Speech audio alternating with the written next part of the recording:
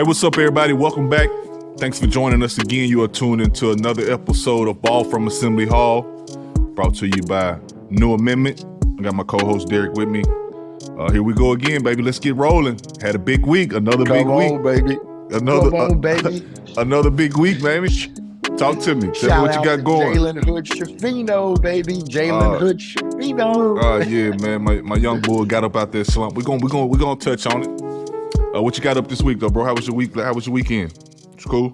It was fun, man. Just a lot of good games this weekend, so didn't have much going on. Had a little in-state big game. You know, like I said, with United Fidelity Bank, I was able to get some sponsorship down with Carmel High School, and they played Ben Davis, number one in the state of Indiana. So I was around a packed high school gym. Just felt good to be back in there, and unbelievable crowd. And who the best high school? Who's the best high school player in the state, bro? Who's the best high school player in the state this year?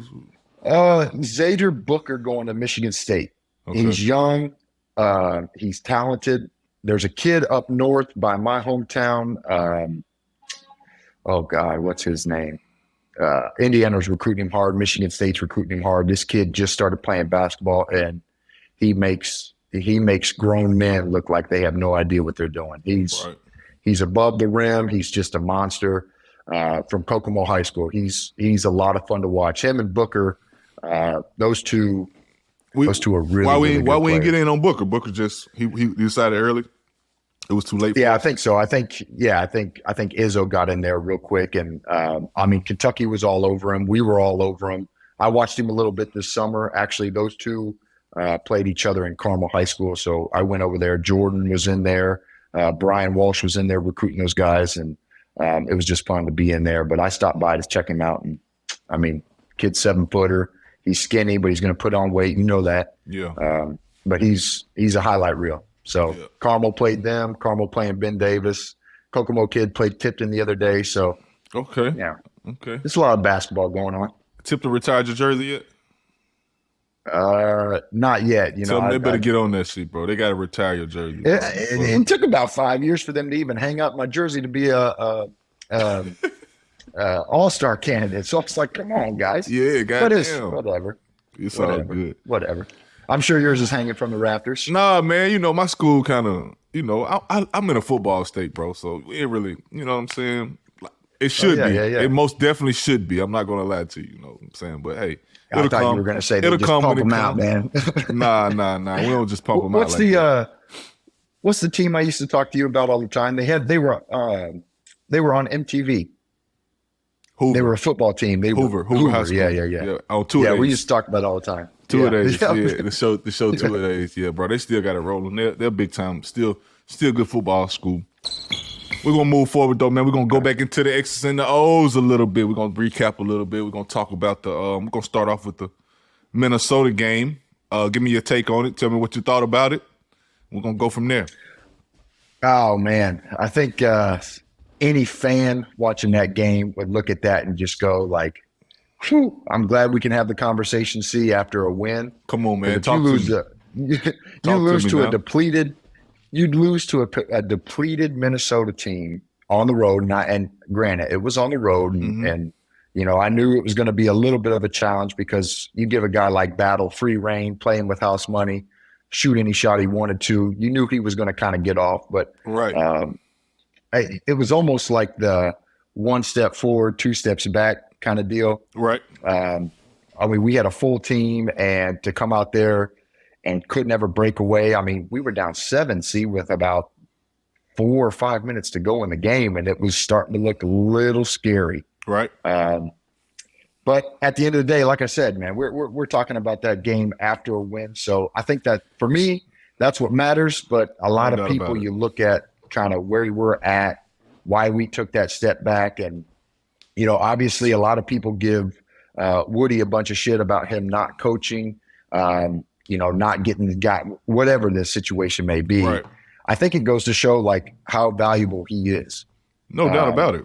No offense to your boy, yeah, that's my boy. And anybody. It could have been anybody put in those shoes, man. I talked to y'all a little bit, and it's kind of like when it's different when you actually know something's going to happen, but I think it kind of happened kind of late, and then you're trying to kind of prepare for it. Yeah.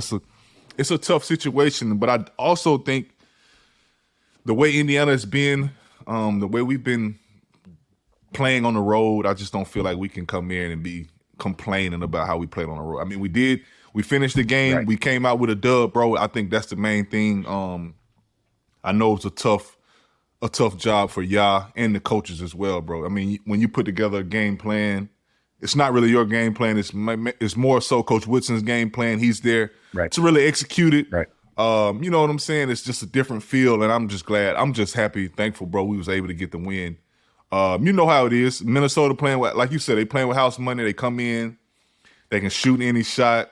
They came in, they were beating us off the dribble a little bit, getting in the paint, and I think they just caused us problems, bro. Like I said the last episode, if you give a team confidence at the beginning of the game, it spills over into the next game. And it spills over into the second half, and those guys felt like they could play with us, and they came out aggressive. Like you said, bro, if it wasn't for that 7-0 run we went on at the end of the game, who knows what could have happened in that game? You know what I'm saying? Exactly. So I think it makes you wonder too. Go ahead. No, go ahead. Go ahead. Go ahead. I mean, it does. It makes you wonder, like, how does that game look if Dawson Garcia, right? You know, no offense to Minnesota, I don't know the other kid who was out. I know he's a good scorer. I know he's a big factor in that team, but Dawson Garcia is kind of the name at Minnesota, right? So if he plays in that game, what happens? I think that's what everybody, like, you know, we sit here and say we can't complain about a road win, but if you really get down to the nitty gritty, you can complain about, you know, how we played, the effort that we showed. You know, kind of what we said about the Northwestern game. It was guards coming down because they have the ball and they're just jacking up shots without really, you know, penetrating the defense. And again, that's another team that went 2-3 zone on us damn near the whole game. We didn't know how to act. Bro, we know how the zone is. It did us the same way in Syracuse, and I think we were thinking a little too much. And I know, like, at the beginning of the game, we were playing kind of fast. We was taking kind of shots. I mean, Millicott was getting some shots, getting some looks in transition. But you know, bro, once that game gets tight, you're not going to take the same shots you were in the first half. Right. You know what I'm saying? I think I think guys got a little too tight, and we start kind of pressing a little bit. But, you know, our All-American came through. What he finished with 25 and 21 and 6 blocks or something like that. And he led us to where we needed to go, bro. I mean, that's the main thing. And I know that, like I said, I knew that was a little funky game right there. And I know IU fans were kind of giving us a little, I know they was giving y'all a little, you know, on his ass a little bit about him not playing Geronimo and Renew a little bit in the second half. And I think it's just, as a new head coach, bro, you just want to win so bad. You know you cannot lose that game. You know what I'm saying? You, as an assistant coach, you cannot lose that game. So you're going to play your starters, bro, until I don't care. Like, whatever I'm going to play, you know what I'm saying? I'm not taking them out. I'm not risking that. Like, Mike Woodson lose that game, okay, cool. Like, he's the head coach. You know, people will be mad at him, but he's the head coach. You know what I'm saying? Like, if y'all lose that game, bro, they're going to kill him. You know what I'm saying? They killed him and he won. Imagine if we lost. You know what I'm saying? I know he rolled with the starters the main time, the whole game, especially in the second half when things get tight. And I think that's just you know, being a new coach. I know that was his first game being a head coach. So I'm just happy we was able to get the win for sure. That's what's crazy about it is, you know, I talked to Brian before the game and not knowing that Woody had COVID when he texted us, but you know, you have your head coach, and then, you know, most teams have the associate head coach. What Brian told me was whoever scout that was, they were going to get the job. Right, for sure. Right, no doubt about it. So, I mean, I'm thinking to myself, well, when I was there with Archie, like, I'm just kind of one step below Brian, right? So I'm thinking to myself, okay, to your point, what would I do in that situation? I know Renew was killing. But at the end of the day, if I don't have my 5 main guys out there, like, everybody's going to look at me. Well, why didn't it? It's a double-edged sword. Like, if you put the guys that are there killing and you lose, well, you know, what was I supposed to do? So you know, credit y'all for getting the win. You know, what was funny was after the game, your boy gets out there, he gets in front of that camera, and he let his nuts hang. He said, if you find 30 players better than TJD, I kiss your ass. Yeah, that's a true statement, bro. That's a true statement. I'm glad that was his first interview, and I'm glad it went like that, bro. That's epic, dog. You know what I'm saying? Hey, man. But I mean, to that point, man, like you said, when all those guys get back in the locker room and Woody FaceTime, I don't know if he FaceTime Trace or Yao or whoever, but there was a video out there where, Woody was just saying the same thing like we've been saying, like, congratulations, you got the win. Like, this is big time because, bro, all the Hoosier fans know that, I mean, we're on a tear right now. We really are. We started the season 1-4 in the Big Ten and are now 6-4 sitting in like, second or third place with Northwestern, which, I think that's crazy, but they got a great team this year. They got a great team this year, bro. They're playing well. I ain't gonna lie. Yeah. Surprising, so but yeah. Yeah. I mean, for us to make the leaps and bounds that we've made, throughout this entire stretch, and this is the Big Ten season. Not every game's going to be, as pretty as you would like it to be. Sometimes you gotta play them out. That's. On piece of paper, we beat that team by 20, but that's why you play the game. That's why you play the game. That's why you play the game. And like I said, bro, I'm happy we was able to get that win. I think that propelled us into the next game. Jalen Hood, Safino was struggling that game a little bit, and I think a lot of people be on him just a little bit too hard. I think it was just as a freshman, bro, you go through those kind of lulls. As a freshman, you're gonna play better at home, and might as well jump right into the Ohio State game. You know what I'm saying? Where he came out on fire, set the tone for us. And that's what we needed him to do, bro, especially at home. You know what I'm saying? We needed somebody to come out and really answer the bell. And I know he probably had 3 or 4 games in there where he was kind of struggling a little bit, back to back to back, you know what I'm saying, where he was struggling a little bit as a freshman. That's kind of tough. That'll get in your mental. So to see him take that step, knocking down shots early on, set the tempo for us, was huge for us going into that game. What you thought about it? No doubt. And we talked about this in a couple previous episodes, man. When we played Northwestern, he had a breakout 33-point game. We said Indiana fans cannot expect this every game. And the problem is when you do something, they say, well, we know he can do it. No doubt. So, we expect it every game. And he said it perfectly. I go through some shooting slumps. I saw some comments on Instagram. People are saying, well, he's so inconsistent right now. But it's like, he's a freshman. Who you know what I'm saying? Like playing at the highest level. The Big Ten is, at the highest level. It don't get no better than that. So I wish people would calm down a little bit, bro, on him. You know what I'm saying?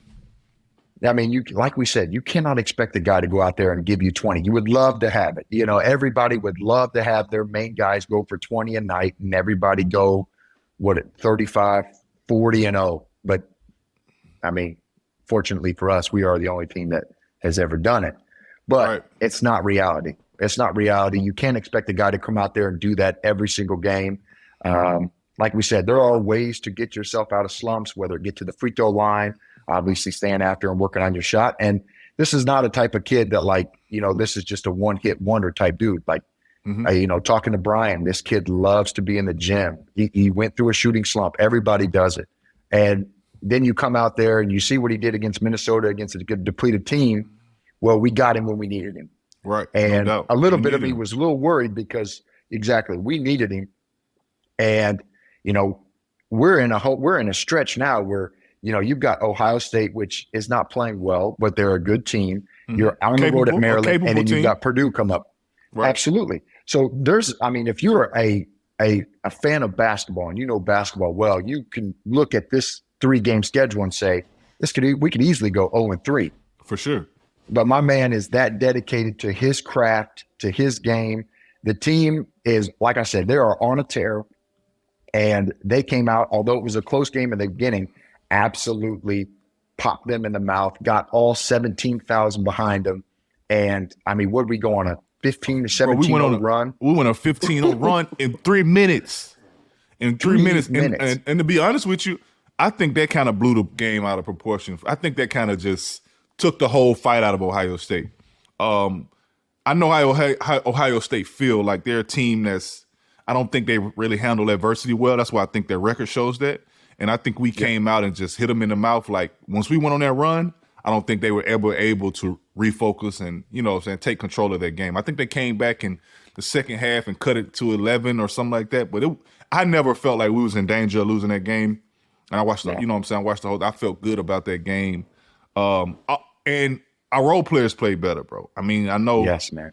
Yes. Everybody, role players gonna play better at home. That's just the way it goes. You know what I'm saying? 5 different players scored on that 15-0 run. You know what I'm saying? Like role players, bro, play better at home. And I'm every time we're in assembly hall, every time we're in assembly, I feel good. You know what I'm saying? I just feel like we're gonna get that edge that we need. You know, speaking of role players, I mean, a guy that we haven't really talked about much, hasn't seen a lot of time. I think he got in a little bit at the end against Penn State. He's been hit and miss. Let's talk about Caleb Banks. Caleb Banks came in, and I don't think really anybody has really seen, because he had a big name coming into IU. It's just, you know, he's one of those guys who's playing behind Trace. And when you're playing behind an All-American, you know, it doesn't really show. You're not going to get a lot of time when you're a freshman. Even Renault, I think Renault sees a little bit of that too. Like he comes in and he's able to give Race a little bit of a break. But when Trace is in foul trouble or not in foul trouble, you realize, like, I'm not going to see the floor unless Race is whatever hurt or, you know, needs a little break, gets in foul trouble. So these guys, I mean, we've got some names on the bench that we don't see a lot of. And even me, I was a little shocked that he got the time that he got or came in when he did come in. And it just goes to show you what happens when you're just constantly moving. I think we see a lot of games where, you know, Miller Kopp, a little bit of Geronimo, they just get caught there ball watching and they think that, you know, Jalen, at the time, Xavier, they were just going to take over tomorrow. They get the ball in their hands and you're expecting them to make a play. But, you know, when a defender turns his head and you back cut or you're just a random cut to the basket and then get out, it opens up so many doors for not only the team, but for yourself. And it puts you in the right situation. There were so many putbacks that he was just right there, right place, right time, because he made a cut and ends up getting a bucket. Right. And, you know, for those guys to be able to come into the game against an Ohio State and get those minutes and score, I mean, we talked about this in episode 1. Like, that just keeps you so hungry and motivated. Like, okay, we saw a little bit of it. And, you know, when my name is called now, I'm going to be ready and I have that confidence to go in there and play my way.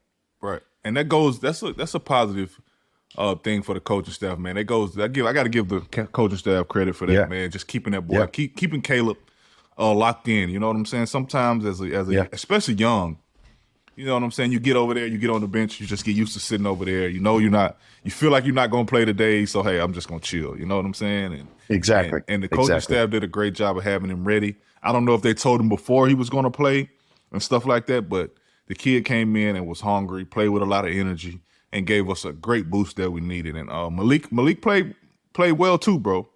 He played good around the rim. I don't know I think he finished with 15 or something like that, but he did everything we needed him to do, was just hold the paint down, get rebounds, finish. And you know, them two lefties in there, bro, with him and TJD be looking kind of good to me, dog. I ain't mad at it. I'm not either. And that's the thing. We're not even talking about Trace. You almost feel like, I think at this point, the way he's playing right now in this 6-game stretch where we're winning, you know, you look at his stat line, he had 18 points. I don't know if he had double-digit rebounds or not, but, I mean, people are looking at that like that's an off game. 18 and whatever, 8, 9, whatever he had. That's an unbelievable game. It's just not the 30 and 20 that he's been getting on a regular basis. So, you know, I know recently – go ahead. No, I said, hey, sometimes we don't need him to go crazy like that every game. And I think that's just a tribute to our development. You know, it's how we're getting back healthy as a team. I think we're starting to see flashes of what we could be, of what people thought we would be coming into this season. You know what I'm saying? We're getting healthy. We're playing a lot of guys.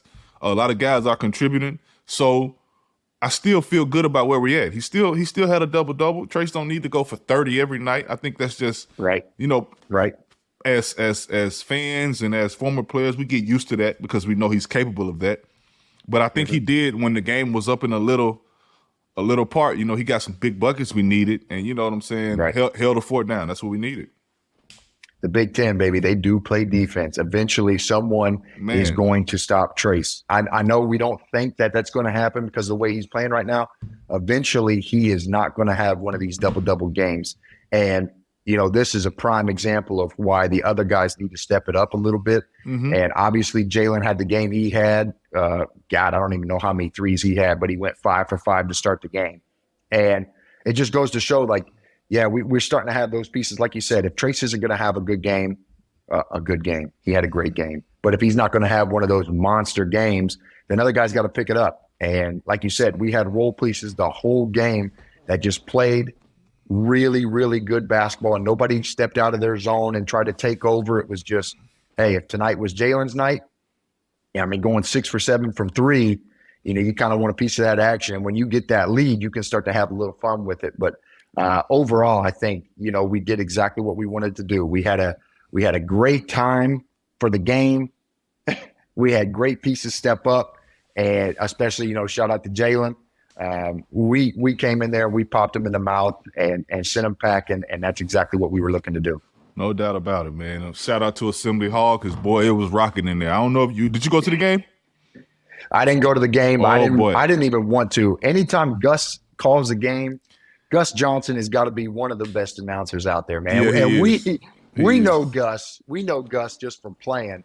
But, he just – I think, under a minute, he just said, like, something about, like, this is the Assembly Hall that he knew, he loved. And when you get 17,000 behind you going nuts and you go on a 15-0 run to end the half, like, there is no better place in basketball, I promise you. Man, I remember, bro. Gus. You remember Gus came to talk to us, like, before the game, one of those games he had? Yes. He came in, he had a hat on, baggy ass clothes, hat on side. I'm like, damn, it's the same motherfucker that be talking on TV. I'm like, ain't no way this Gus. But he able to, change his persona and get in character and do a great job of calling games, man. So shout out to Gus, bro. I love it. Anyway, bro, we're gonna touch on. We got a couple questions, man, that people put on our Twitter a little bit. And the question is, what are 3 things we need to focus on to give us the best chance in making the second week of the tourney? I'm gonna let you touch on that a little bit. What you think? Yeah, man. I think we might even have to go into a little separate sector. We might have to add another one, because I like these fan questions, and a lot of them are really good. Yep. Yeah. And so, 3 things. First off, I'm going to start by saying, here we go again. Yeah, I know we touched on it a little bit, and we'll see what, but Indiana's back in the top 25. So all of a sudden, we're a tournament team, which I know we are, but you don't want these fans to get ahead of themselves, man. We still got a lot of games to play. And you never know what could happen. You don't want to put the cart in front of the horse, but assuming that we take care of business like we're going to, I truly believe we will. 3 things, man. One, I don't think a lot of people realize this, but in the NCAA tournament, you got to get lucky. And, what the memory that comes to my head that I have said multiple times, people say, there's no way that a basketball team can win a game if they have a crazy amount of turnovers. And I always laugh, smirk, and say, well, when we played VCU, bro, how many did we have? I don't know, bro. At least 22, 23, something like that, bro. 22, 23. Seawat went on a little hot streak for everybody who doesn't remember. We did. Went on a little hot going streak into the half. Yeah. Yep. Going into the half, man. So I'm with you. Keep going, bro. Yeah. So I think you got to get a little lucky when it gets to the tournament time. But, one of these questions that someone else asked that has to deal with this question is communication. I think right now we're seeing a completely connected team. And obviously you're going to have mistakes in the game. But this from the time we were going 1-4 to now 6-4. So I've asked the question. I haven't gotten a real answer. I don't know if I really need one, but we look so connected right now. We do. Yep. That it's almost like a trust factor. Like, you have to trust. I don't care if the game plan is shit. You have to trust it. You have to go out there like, this is exactly what we have to do, and we got to execute it to the highest we can. And I think that shows right now, especially with this team and this win streak that we're on. It just looks like we trust every bit of everybody who's doing this, whether it be, working out with a manager to the head coach, delegating, offenses or defensive schemes. Like, everybody in this organization looks like they trust each other, and it's really, really showing on the court. Right. No doubt. No doubt. I'm with you, bro. I think styles make fights. You know, they say styles make fights. I think styles make, as far as going deep in the tournament, bro. It's all about your draw and who you get. Yeah. Like you said, you got to be a little lucky with this thing, man. I think if we just take care of business and get the seed that we need, we'll be fine. You know what I'm saying? I think we should just focus on that one game at a time. But I feel like if we do what we're supposed to do, the talent we have, the way we're able to rebound, if we just focus on the defensive end, I feel like we'll get to the second week of the tournament. You know what I'm saying? Easy. Yeah, no doubt. If we pack our defense, like we said, we pack our defense and our rebounding, bro, everything will take care of itself.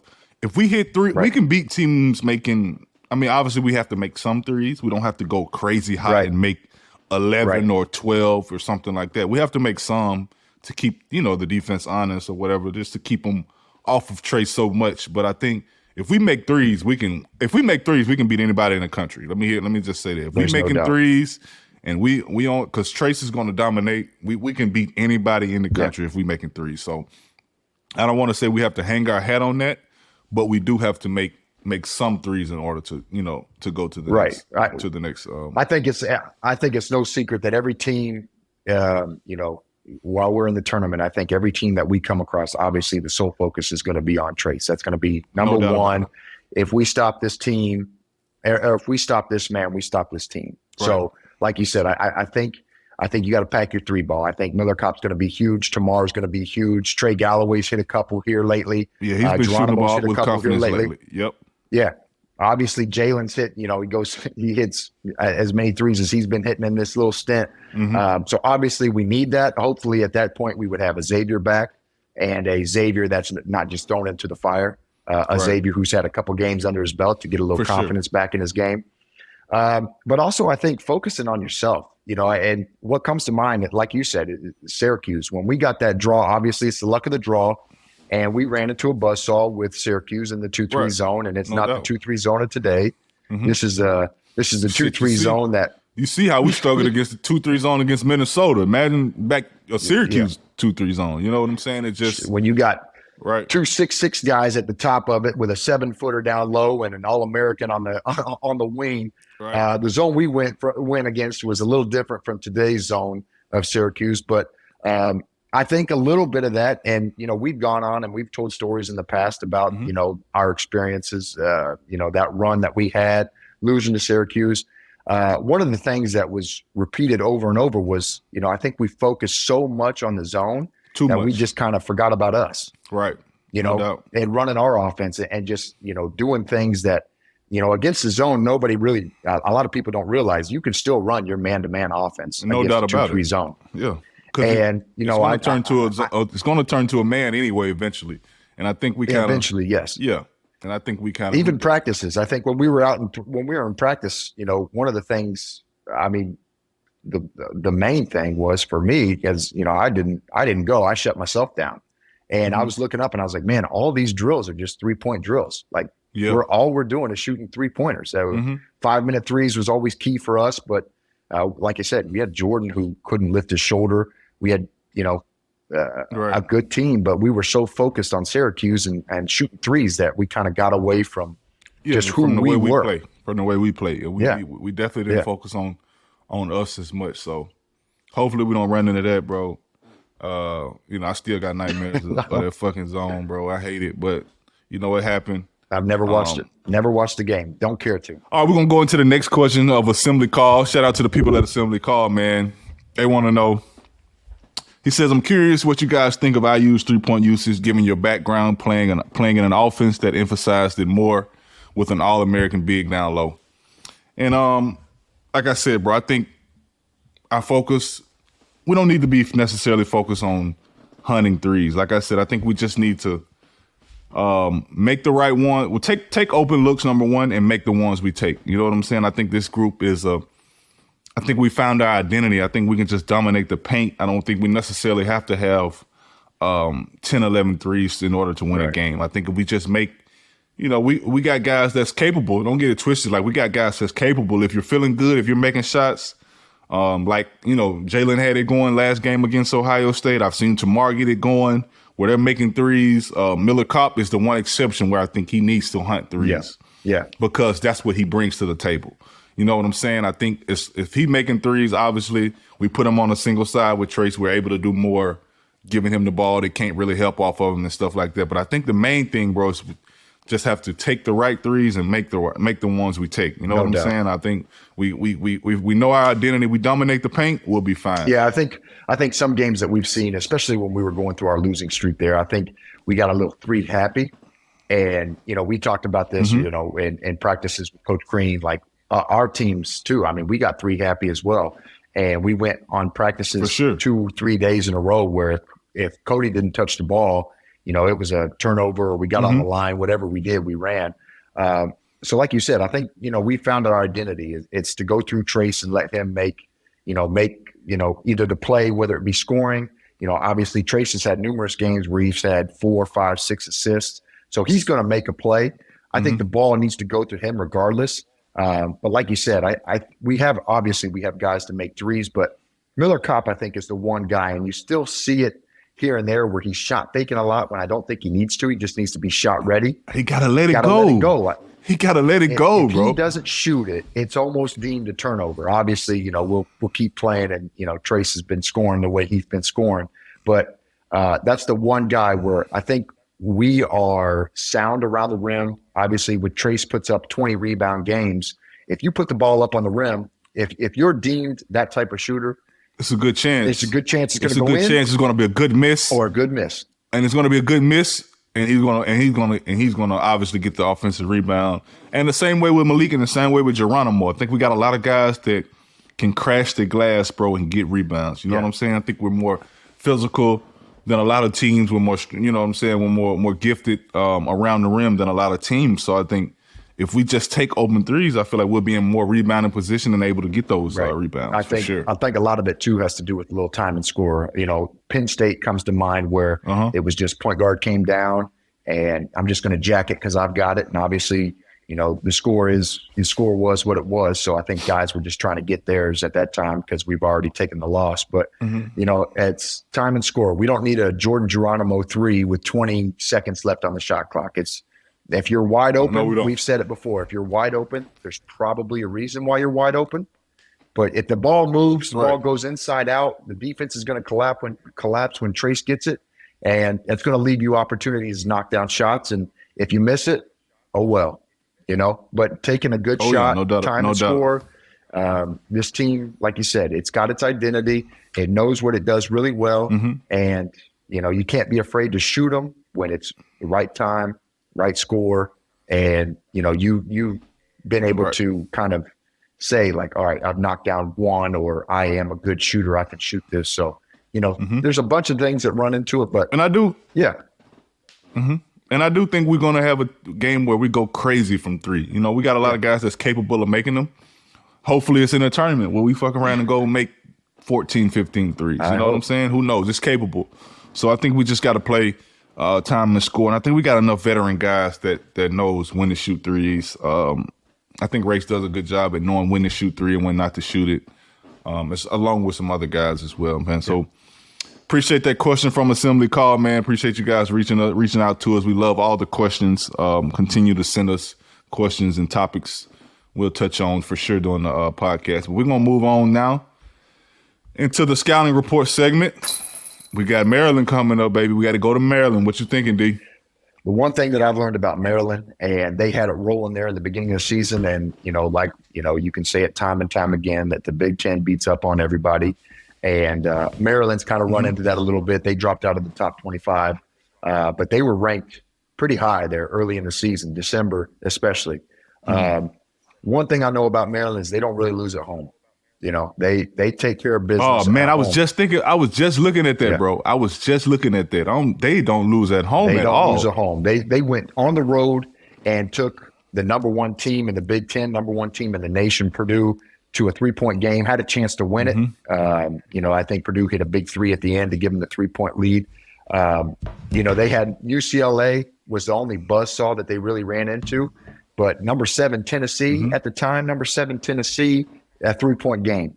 Like, this team is good. I don't think they get a lot of credit in the Big Ten. It's a good team. It's a good team. Yeah, absolutely. It's a tournament team. It's a tournament team for sure. No doubt. And they're led by kid Jameer Young, who's a real shifty guard, who I think can pose a little problem. I really do. Right now, when Indiana loses, it's because of the guard play from the other team has just been really, really good. And this team being at home, they're going to have the crowd with them. And, historically, we have not played the best at Maryland. We've been in some good games, but you're running up against a good team who really, really desperately needs this win. And them being at home is scary, really scary. Yeah, no doubt about it, bro. I know it's going to be tough. Like you said, Jameer, he's a senior. He's been through it. He know what it's like to have a big team, have a ranked team coming in there. It's a chance for them to get another ranked win, bro. So I know they're going to be hungry. And we just got to take care of our business, bro. Like I said, it's going to be tough because I was looking at that, bro. Like you talking about, they don't lose at home. They really don't lose at home. I'm not sure if they've lost this year at home. So it's going to be a tough game for us, bro. I'm excited. I think we got a lot of, this is another big test for us. You know what I'm saying? And bro, it's no better feeling than going in on the road, everybody against you. You know how they feel, Derek. Everybody against you, everybody cheering again, and walking out of there with a win. With a game that nobody think you're supposed to win, bro. It's no better feeling. What did Coach Seltzer say? Coach Benny Seltzer, man. Shout out to Benny. I haven't seen him in a long time, but Coach Seltzer, man, I ain't seen Benny either. He used to say one thing that the older I got, the more I understood it. He said the best feeling in the world is when the stairs disappear with about 3 minutes to go. And I was like, what are you talking about? That's the best feeling in the world. Like, man, when the fans get up and they get out of here with about 3 minutes left in the game, that's when you know. That's the best feeling. And I was like, that's when you know. That's nice. That's nice. Nah, that's true, man. So it's gonna be tough for us, bro. We get that one. Let's talk about when we jumped into the ranking this week, man. Back at 21. I was kind of hoping we stayed off a little bit too, this week, but you know what I'm saying? I ain't really want us to really have that bullseye because I just know how it is, bro. When you get that number beside your name, everybody's shooting for you. So man, we're 21 right now, which is good. I'm happy for the kids, obviously, for the kids, obviously, because that's what you work for. I mean, there's no better feeling than looking up there and seeing a number beside your university. So I'm happy for us, but we just need to know that team's going to come out and team's going to be hungry and they're going to be ready. They're going to be well prepared and ready for us when we come in. Like you said, see, man, it's a bullseye. And, to whom much is given, much is expected. And, I don't think nobody on any committee, obviously we got the ranking 21, but nobody on the committee looks at a Minnesota road win as anything, right? Like depleted team, we snuck by, probably could have been a bad look for us, if anything. So I think having the 21 by our name, going on the road to a really, really hungry Maryland team, like we have a chance to make a serious statement. We really do. No doubt about it. But also Maryland's got a chance. We're fine. Maryland's got a chance to have a really big statement here, beating a top 25 team at home. This is a chance for them to get in the rankings as well. So this, I think, is going to be a really, really good game. This is going to be a really good test. And like you said, man, if you come out and play like you played against Minnesota, you're gonna take a beating. You really are. So you got to pack your defense, no doubt, from this jump. And but I think we are. I think we have a really, really mature team. We're starting to really find each other, figure it out, and like I said, this is going to be a really good game to watch. That's what it's going to boil down to. I think we got you said it best, bro. We got a mature team, and I think we got a bunch of guys that hadn't really had any NCAA tournament success. So I think they're really hungry. You know what I'm saying? As long as you stay hungry and you stay grounded, I know the young guys going to follow the older guys. You know how they go. If they come in there focused, if they focus in practice this week from the very beginning, if they set the tone, then the other guys going to follow. So I hope you're doing that. I hope you know it's going to be a fight for sure. And even this whole, it's a B. Walsh scout, baby. That's my dude. Okay, it's a B. Walsh scout, so I can't wait. I mean, let's get him going, B. Walsh. Dude, I was going to go down and see him even after the game, but he was like, man, I got to get ready for this. So I know he's well prepared. He's a type A guy, so he's going to have these dudes scouted out the best to his ability. And, it's like I said, it's following the game plan, trusting the game plan. Like Brian's going to tell you exactly what to do. He's going to have the plays scouted out really well. So, it's just guys' turns to just, hey, play your game. Play your game. Right. Take care of business. And, no doubt. And then we move on to the big one. Saturday. Ooh. Hopefully we win. Hopefully we win that Maryland game. That Purdue game's gonna be nuts. You know what? It's gonna be nuts anyway. You know why I'm so pissed off about this Purdue game, man? Listen, I'm gonna jump into this because I don't know. I think it's just a missed opportunity, man. I listen, I get it. It's Carolina versus Duke. That game has been unanimous with everything sports. One of the best rivalries out there. It's North Carolina Duke. Mm-hmm. There's a little bit of bias, though. You know, it's like these two teams are not that good, and they're just having a down year. And it just is what it is. You can't have a number 1 seeded Duke and a number 2 seeded North Carolina every single year. So they're down. Right. College game day, how do you not have 21 ranked Indiana versus number 1 Purdue, 2 All-Americans? You're right. How do you miss that? Man. How do you miss that? You said something in there. How do you miss that? I don't know. I don't get it. It's just. I don't get it. That don't make no sense. In Bloomington, what time is that game? Is it a night game? Or is it it's 4 o'clock. I think it's a midday game. 4 o'clock. 4 o'clock, yeah. Midday game. Yeah, I don't understand that. Makes no sense. I don't understand. And you're talking to a guy. Ain't no feeling. You're talking to a guy. No offense to anybody listening. Oh, I know you got Carolina blood in you. You got Carolina blood in you too. Hey, I wore my dad's shorts under every single game. I had my dad's shorts on. Carolina blue. Coach Crean called me out for it. I didn't give a shit. I had to wear those shorts. I just had to. And so hey, my family is UNC through and through. But this is Indiana Purdue. Come on, it's bro. It's just as big rivalry. Right. It is. It's huge. It's huge, bro. And I think, man, it's gonna be so electric in the building, bro. God. I might try to get in for that game. I might try to get in. If you do, we need to do a podcast because I will be there. I know you're gonna be there. I know you ain't missing out. I'm not missing out. Actually, you know what? You know who else is gonna be in the building with me?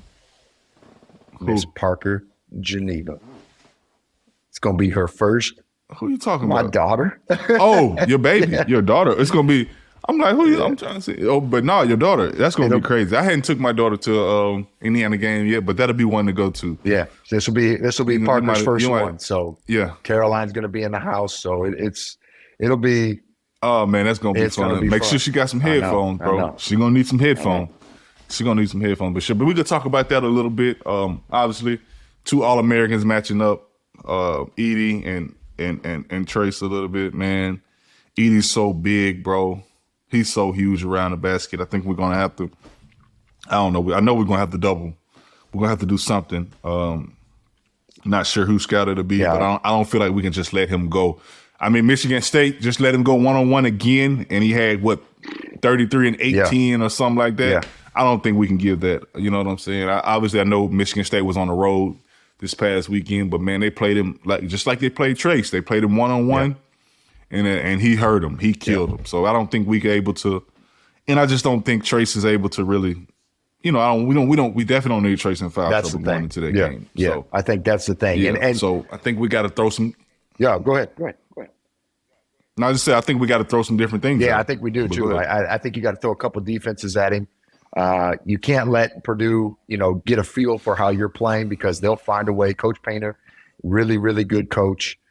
He's going to find a way to get through it. And, he's one of those guys that if something works, he's going to keep doing it until it doesn't work. And the problem with that team, man, it hurts you to say. The problem with that team is, man, they'll hit you from so many different angles too. There's just not one. They will, man. There's not one guy out there. Obviously, everybody holds their hat on Edie, but they've got some of these freshman kids who just let it go at a high clip. And, I think they've got one of those teams that just about everybody can knock down a three and do it at a high rate. So it's, I get a little nervous when we talk about double team and Edie just because those guys, those role players are so good. But obviously, I mean, you got to take a look at what Rutgers is doing. Rutgers has had their number for the last couple of years and got them again this year.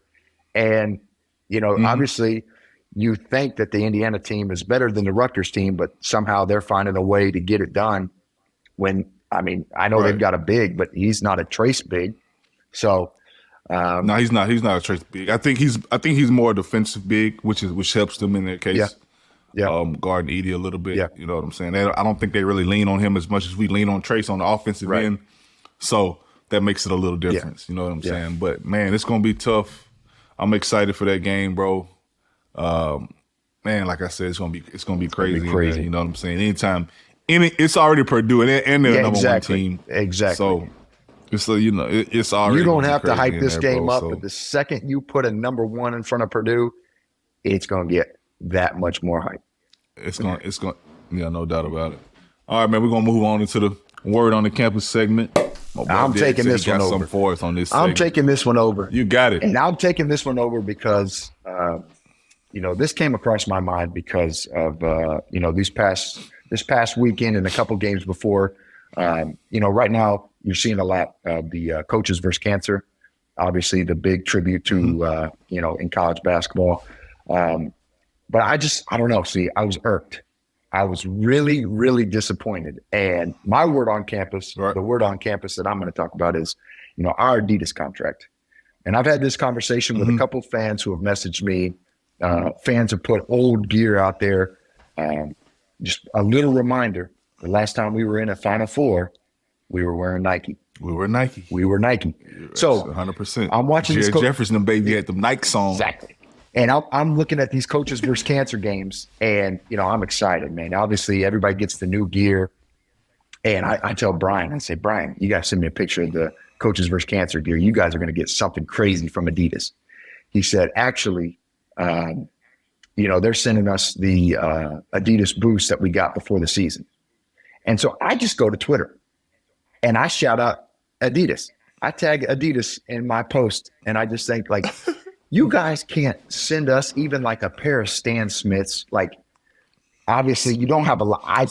Bro. Personally. Some exclusive shell toes, something, bro. Give us a little something, I know. Bro. Come on, man. Not the Ultra Boost, bro. You sent us a pair of shoes that we got before the season started, and that's what we're wearing. And you look at all these Nike schools, and everybody's got on Jordan 1s, Jordan 4s.